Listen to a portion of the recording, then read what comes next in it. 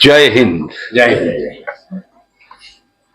All India Memon Jamat federation के अध्यक्ष mister Iqbal, Memon officer, all India Memon Jamat federation के विशिष्ट अतिथिगण, ऑफिसर्स और मेंबर्स, ये बहुत खुशी की बात है जब आपने हमको आमंत्रण किया। बॉम्बे हम आए थे 21 अक्टूबर आजाद हिंद दिवस पालन करने के लिए, तो mister Iqbal Memon officer insist किया कि हम आपके ये कार्यक्रम में आए। So I am very happy that I have been able to कम।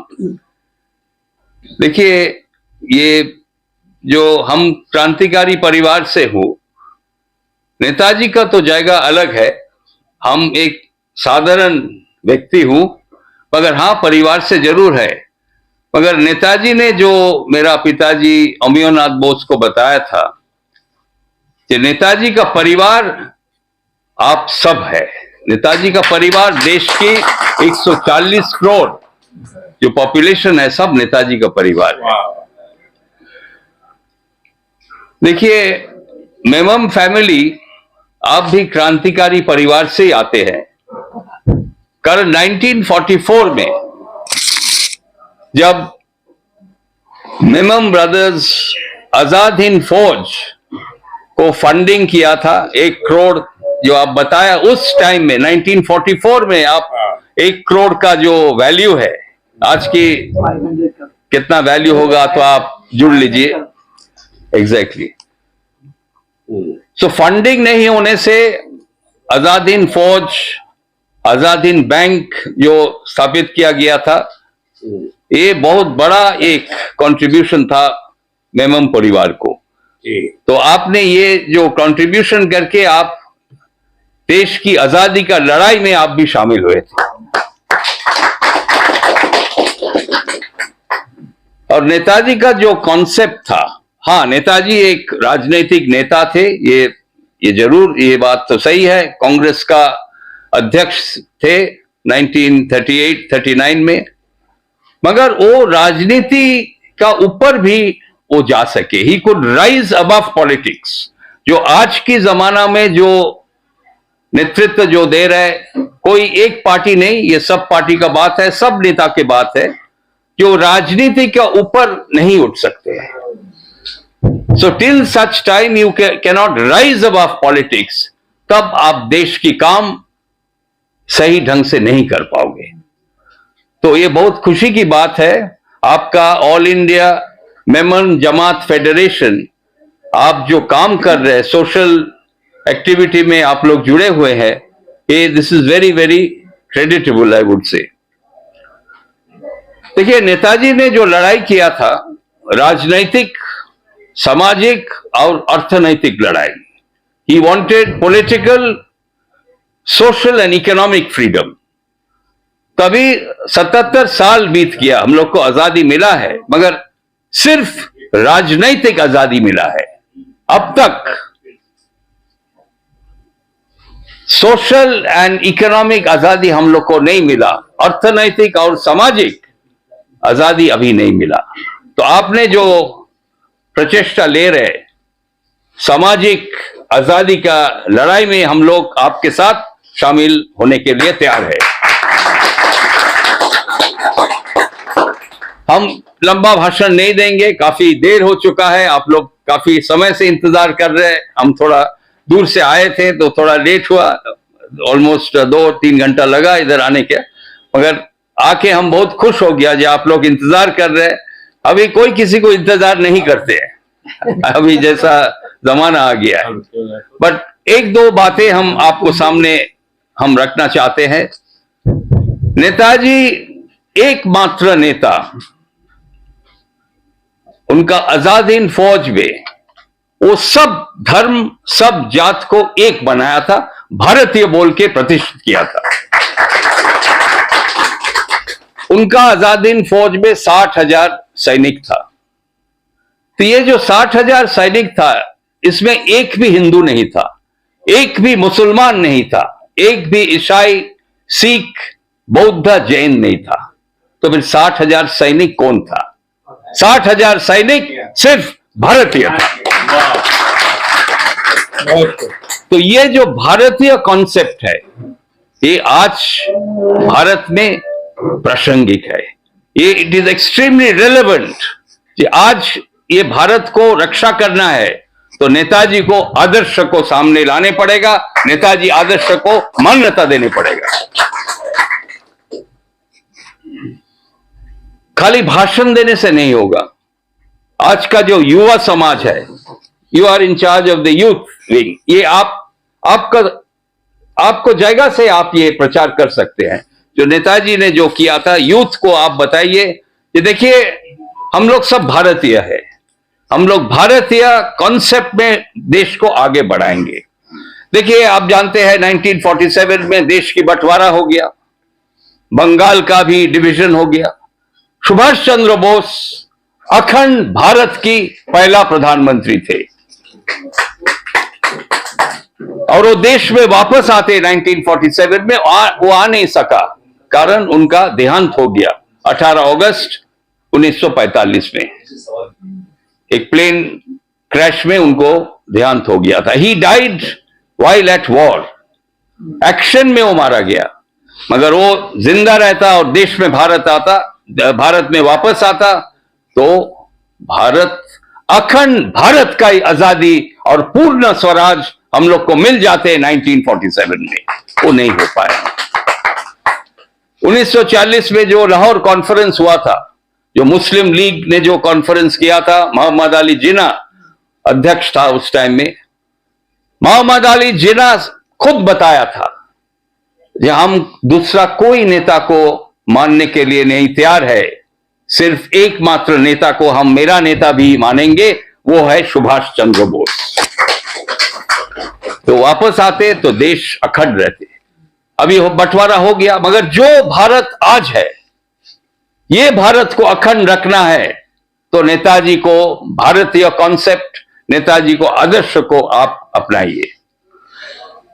महबूब अहमद नेताजी का मिलिट्री सेक्रेटरी था। महमूद अहमद महात्मा गांधी जी को भी काम किया था, पंडित नेहरू के साथ भी काम किया था। तो एक इंटरव्यू में हम सुन रहा था, बीबीसी इंटरव्यू दे रहा था महबूब Ahmad.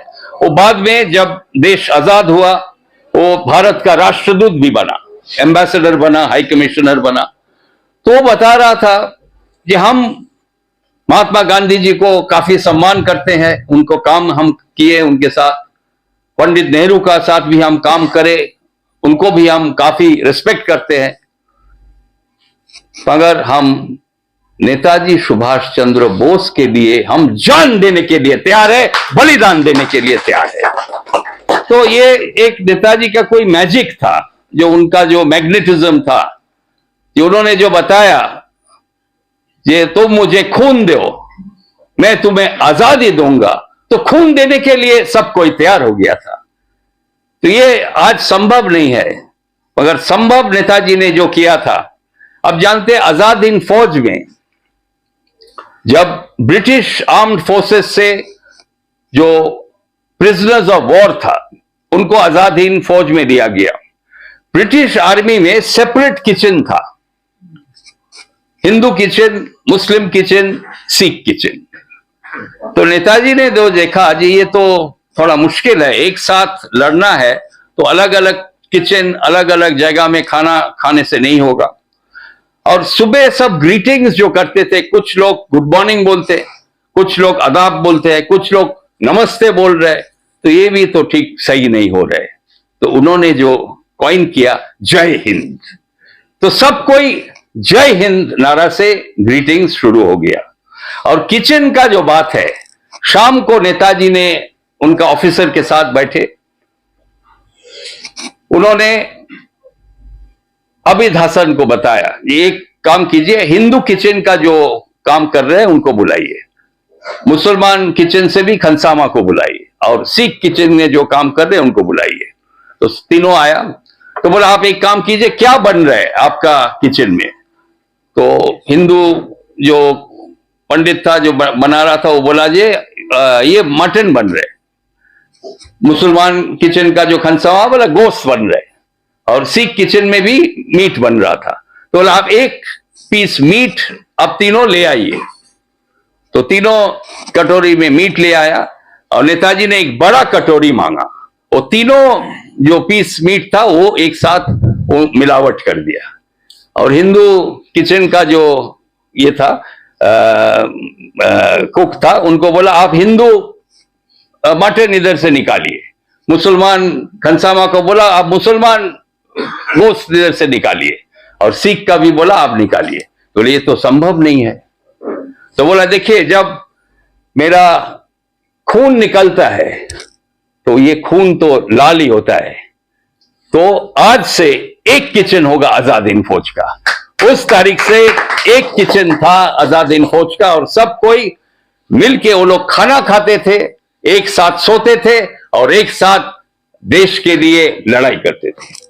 So this was Subhash Chandra Bose. ये शायद आज संभव नहीं है, मगर फिर भी नेताजी का कुछ आदर्श हम लोग माने तो देश को आगे हम बढ़ा सकते हैं। और आजादी का बारे में जो बात कर रहे हैं, देखिए आजादी का लड़ाई में काफी लोग बलिदान दे चुका है। 1857 से लेके जो सिपाही विद्रोह हुआ था मंगल पांडे का, उसके बाद शहीद भगत सिंह, खुदीराम बोस, बिनोय बादल, दिनेश, काफी लोग, राजगुरु बलिदान दे चुका।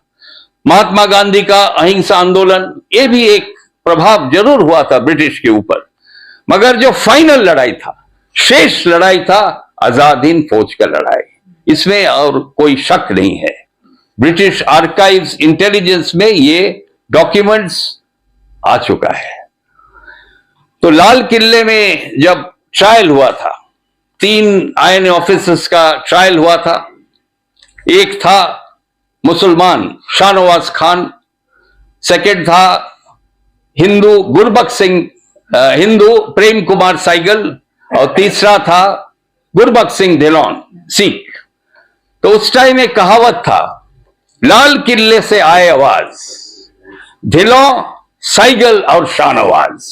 तो ये जब आवाज, ये जो वार्ता गया पूरा देश में, विद्रोह शुरू हो गया। कराची से लेके मुंबई, मुंबई से लेके आपका कलकत्ता, लोग रोड पे निकल गया नेताजी का फोटो लेके जय हिंद बोल के। मुंबई में, आपका ये शहर में जो 9 विद्रोह हुआ था, ये 1946 का बात है। 78 जहाज में ब्रिटिश फ्लैग को फाड़ के नीचे उतारा गया और तिरंगा झंडा लहराया गया। तो ये जो विद्रोह शुरू हुआ, ये था आजाद हिंद फौज का जो मैजिक। तो ये बात कुछ हम आपके साथ शेयर किया। तो ये कुछ दावा हम लोग कर रहे हैं भारत सरकार के पास। तो हम चाहते हैं आप लोग सब मिलके हम लोग ये दावा करें, कारण एक साथ मिलके नहीं करने से ये कुछ होगा नहीं, भारत सरकार नहीं मानेंगे। तो एक चीज जो है 21 अक्टूबर लाल किले से तिरंगा झंडा लहराना चाहिए।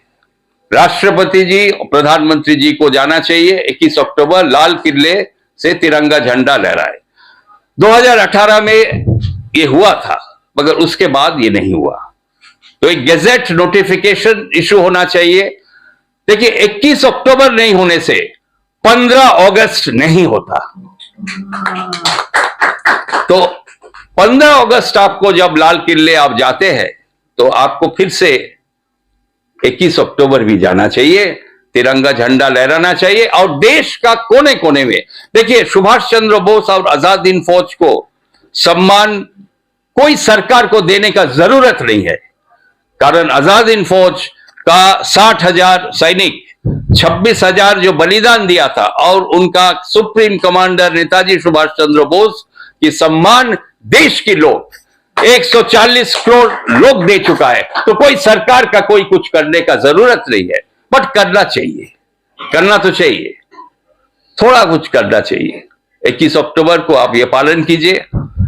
और एक आजाद हिंद फौज का जो बलिदान दिया था 26,000 सैनिक, उनका एक मेमोरियल दिल्ली में होना चाहिए।